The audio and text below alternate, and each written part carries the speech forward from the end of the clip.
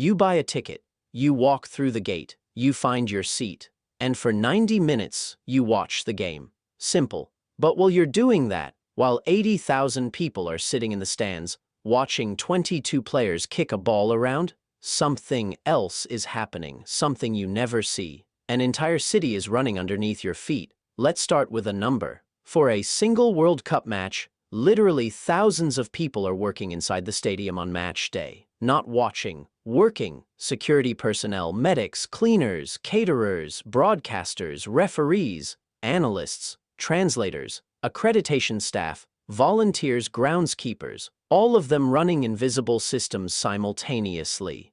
All of them making sure that by the time the whistle blows, everything looks effortless. At the 2026 World Cup opening game in Los Angeles, there were hundreds, if not thousands, of workers and volunteers, acting as stewards, assisting the crowd alone. That's before you count anyone else. And it all starts long before you arrive. The stadium wakes up at dawn on match day. Professional cleaning operations start days, sometimes weeks, before a single fan walks through the gate. Crews conduct detailed pre-event inspections to identify high-risk zones, areas prone to spills, restrooms likely to see peak traffic, entry and exit paths where crowds will concentrate. Restrooms are stocked with supplies calculated to handle maximum capacity, not average attendance. The pitch crew have been working through the night. At the 2026 World Cup, several venues are American football stadiums,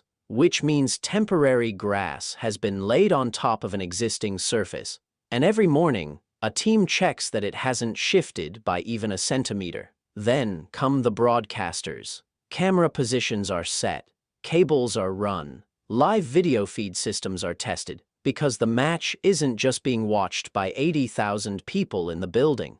It's being watched by hundreds of millions around the world simultaneously. Once the game kicks off, the stadium splits into layers. On the surface, the pitch, the crowd, the noise. One layer down, a security command center, running cameras, access controls, alarms and sensors connected into a single real-time operation, monitoring everything from crowd density to restricted area access. At the 2026 World Cup, cities have deployed real-time crowd behavior analysis and, in some cases, robotic inspection units. Another layer, the VAR room. 4 assistant referees sit behind numerous TV screens, monitoring every disputed moment, ready to communicate with the officials on the pitch in seconds. And in corridors beneath the stands, catering teams are preparing nutritious meals for players, referees, volunteers, broadcasters, and media,